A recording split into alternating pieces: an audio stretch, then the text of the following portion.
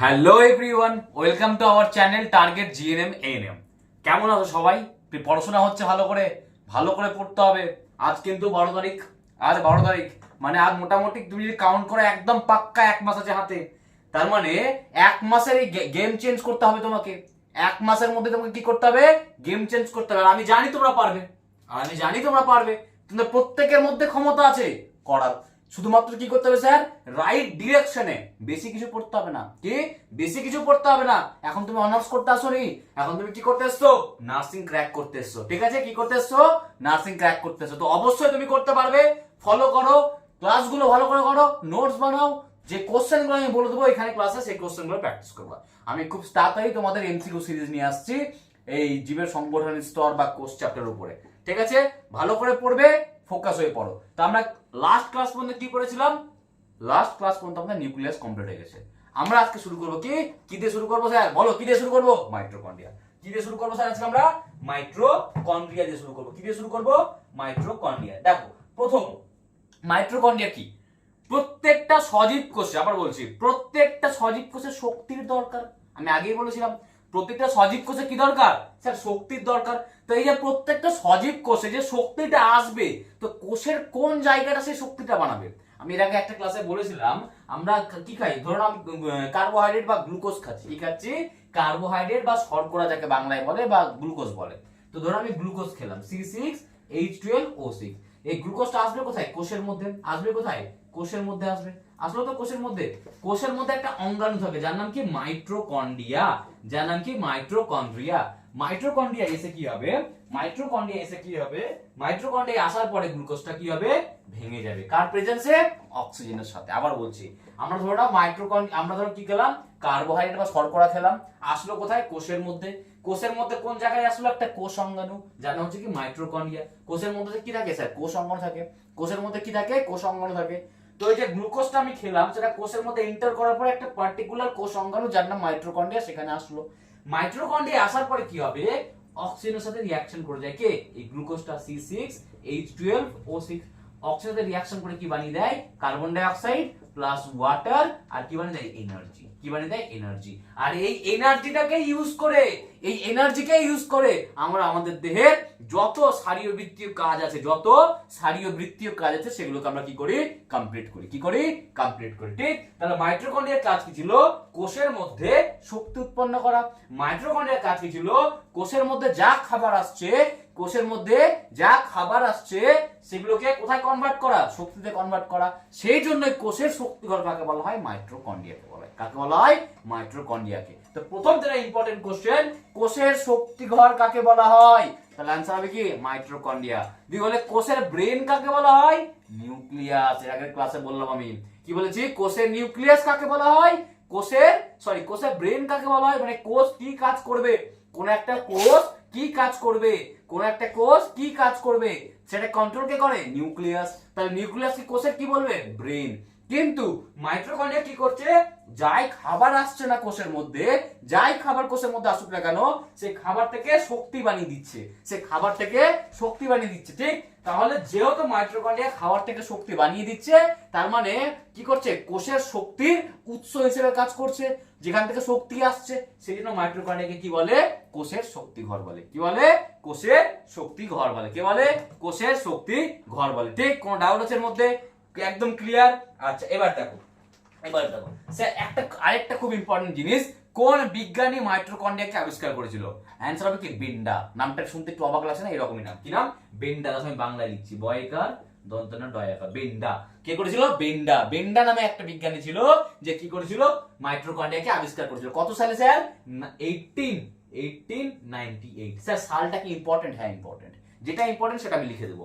কি? তাহলে বেন্ডা নামে একটা বিজ্ঞানী ছিল যে 1898 সালে প্রথম কি করেছিল? 1898 সালে কি করেছিল? প্রথম মাইটোকন্ড্রিয়াকে আবিষ্কার করেছিল। দুটো পয়েন্ট এখানে ইম্পর্টেন্ট। কোন বিজ্ঞানী করেছিল, কত সালে, আর মাইটোকন্ড্রিয়াকে কি বলে? কোষের শক্তিঘর। কেন বলে? কারণ মাইটোকন্ড্রিয়ার মধ্যে যাই খাবার আসবে না কেন, সেটা কি বানিয়ে দেয়? সে মাইটোকন্ড্রিয়া সেটাকে শক্তিতে ট্রান্সফার করে দেয়, মানে শক্তিতে রূপান্তরিত করে দেয়। ক্লিয়ার হয়েছে মাইটোকন্ড্রিয়া? ক্লিয়ার হয়েছে? আচ্ছা দেখো, এবার যদি মাইটোকন্ড্রিয়াকে ড্র করার চেষ্টা করি, দেখো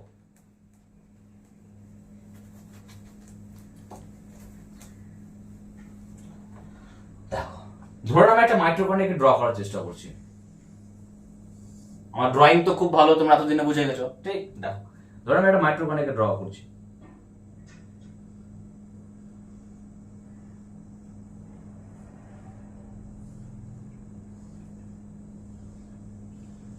ঠিক, দেখো এটাকে বলে মাইটোকন্ড্রিয়া কটা মেমব্রেন থাকে, মানে পর্দা থাকে দুটো। মাইটোকন্ড্রিয়া কি হয়?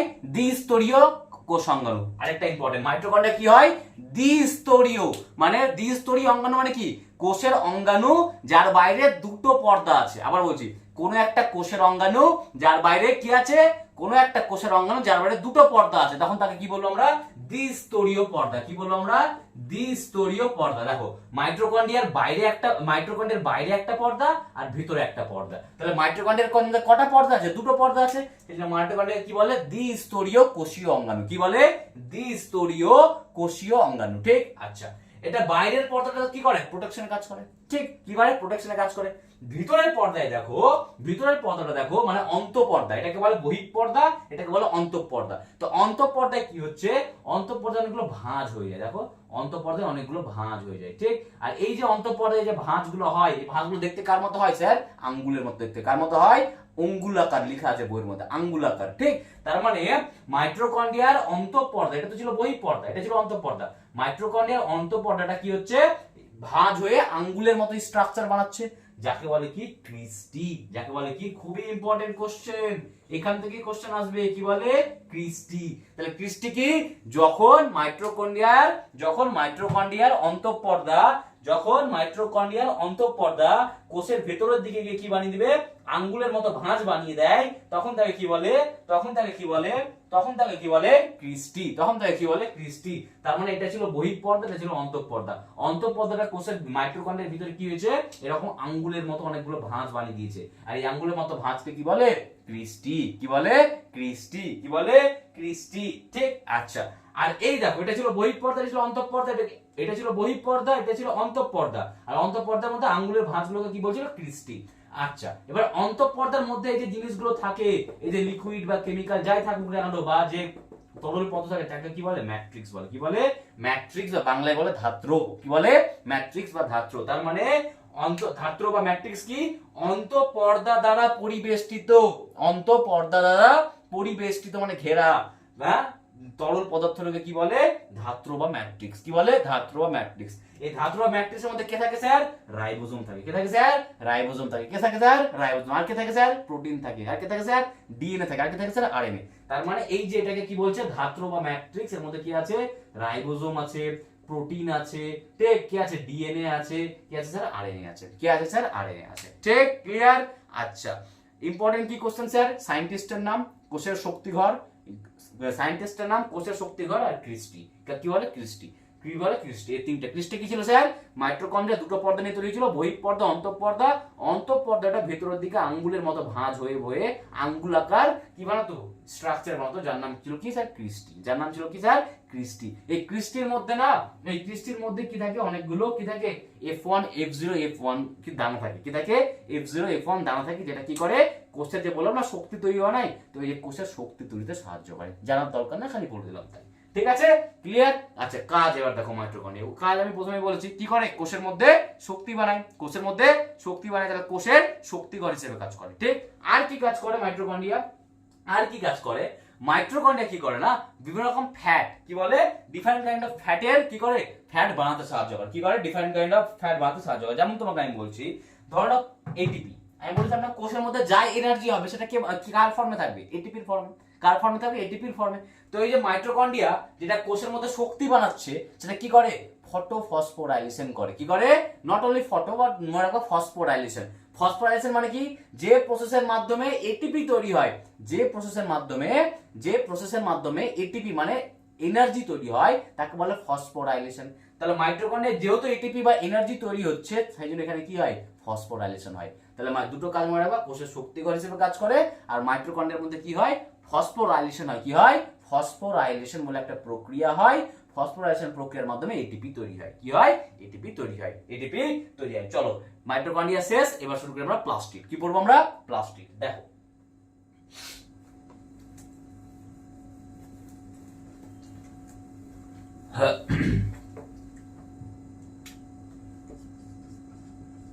প্রথম কথা, মাইটোকন্ড্রিয়া যেমন দুটো স্তর নিয়ে তৈরি ছিল, বা দুটো পর্দা, বহিঃপর্দা অন্তঃপর্দা, ঠিক তেমনি প্লাস্টিডও দুটো পর্দায় থাকে। প্লাস্টিডও কি থাকে? দুটো পর্দায় থাকে। তার মানে প্লাস্টিডও কি দ্বিস্তরীয় কোষীয় অঙ্গাণু। আবার বলছি, মাইটোকন্ড্রিয়া যেমন দুটো পর্দা ছিল, বাইরের পর্দা অন্তঃপর্দা, ঠিক তেমনি প্লাস্টিডও কি ছিল? দুটো পর্দা ছিল, বাইরে আর ভেতরে। ঠিক, কিন্তু ডিফারেন্সটা কি স্যার?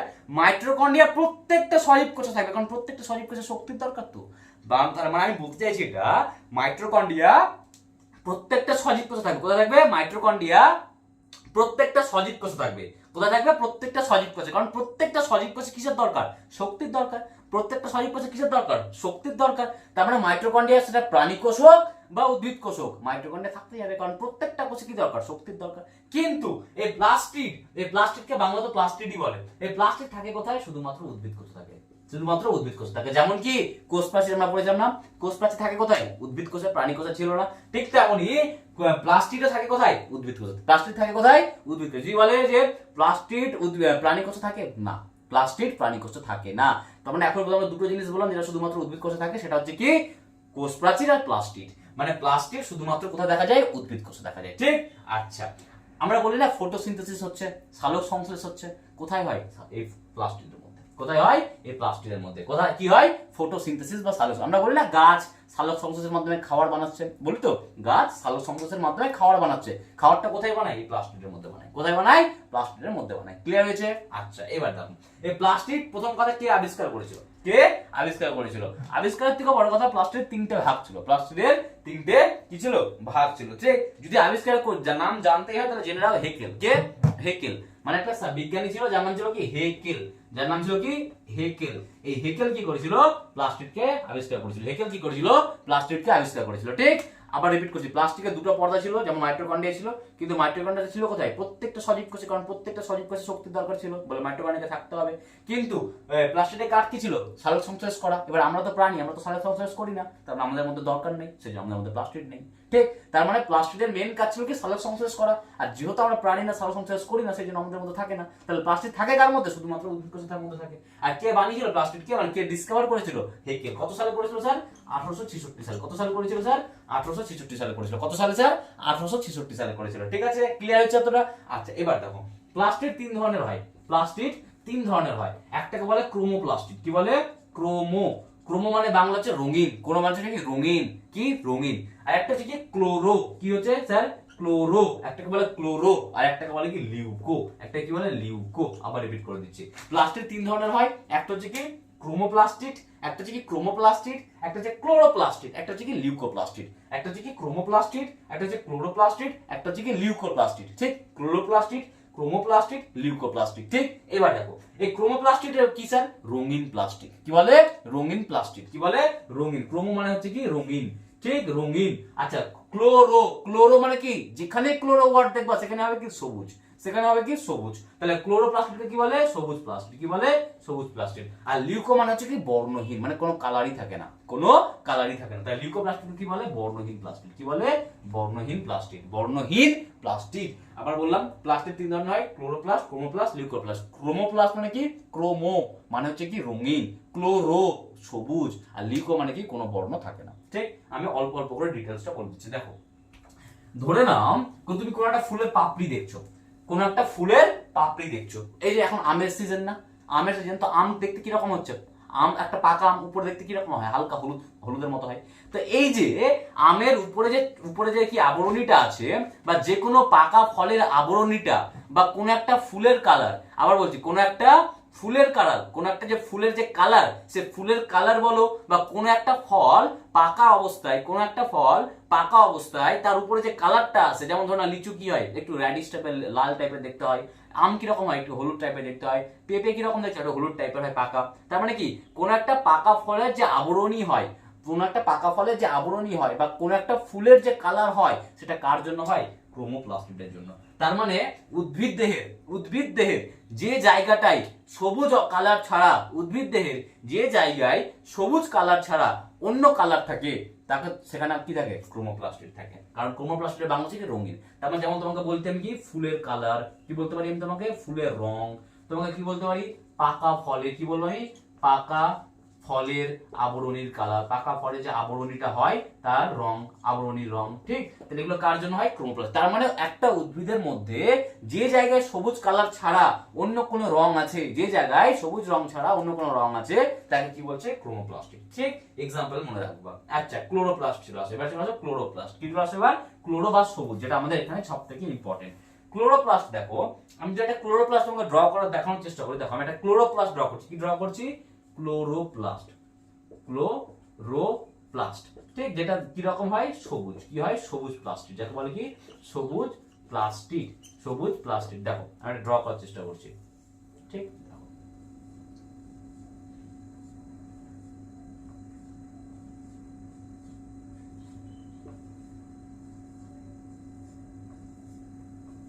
ঠিক, দেখো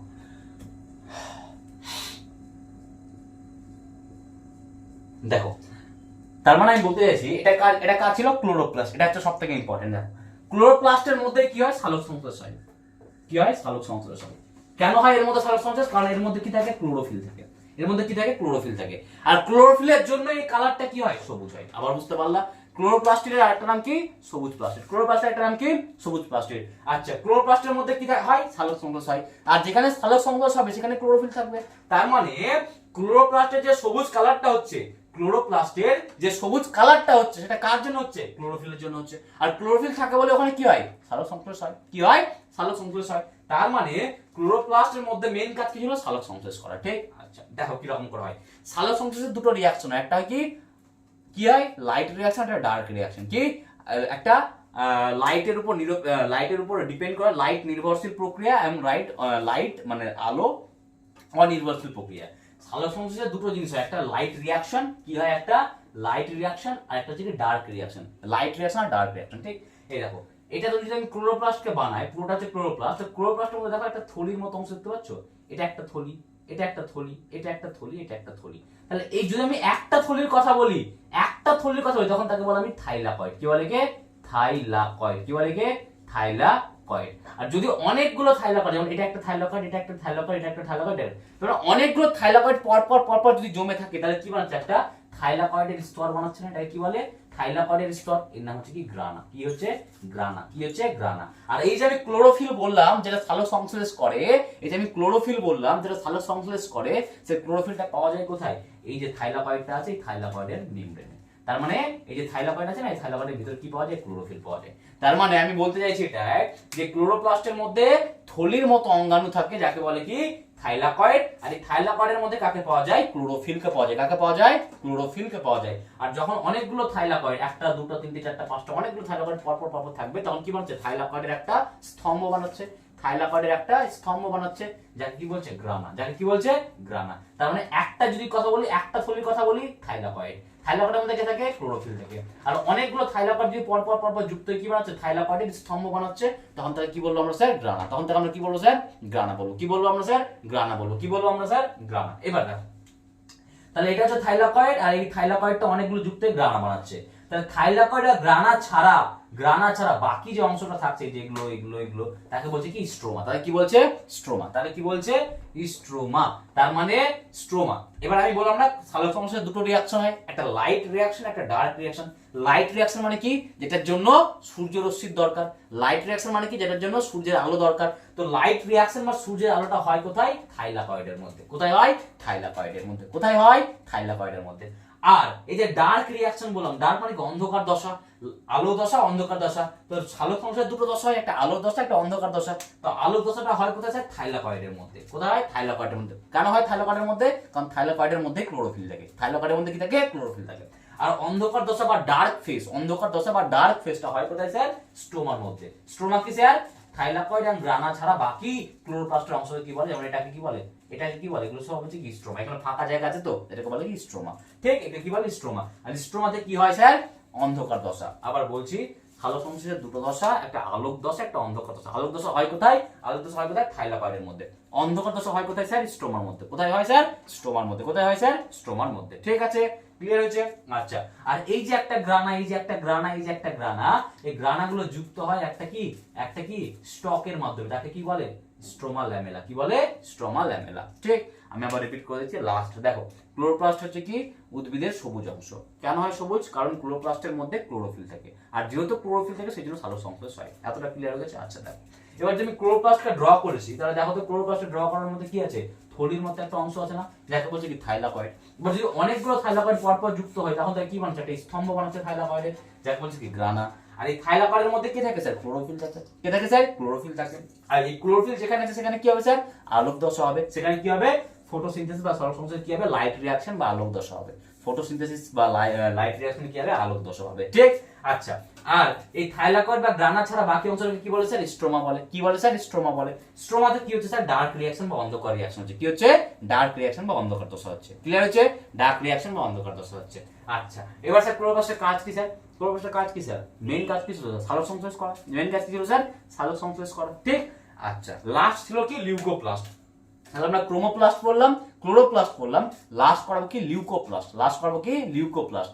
লিউকোপ্লাস্ট কি ছিল? বর্ণহীন প্লাস্টিড। তার মানে উদ্ভিদ দেহের যদি কোনো একটা অংশ থাকে, উদ্ভিদ দেহের যদি কোনো একটা অংশ থাকে যার মধ্যে কোনো কালার থাকে না, যার মধ্যে কোনো রং থাকে না, তখন তাকে কি বলবো আমরা?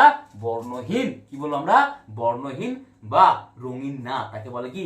লিউকোপ্লাস্ট। তাকে বলে কি? লিউকোপ্লাস্ট। কোনো ডাউট থাকলে জিজ্ঞেস করো। দেখো ভালো করে স্ট্রাকচারটা দেখো, কোনো ডাউট থাকলে জিজ্ঞেস করো।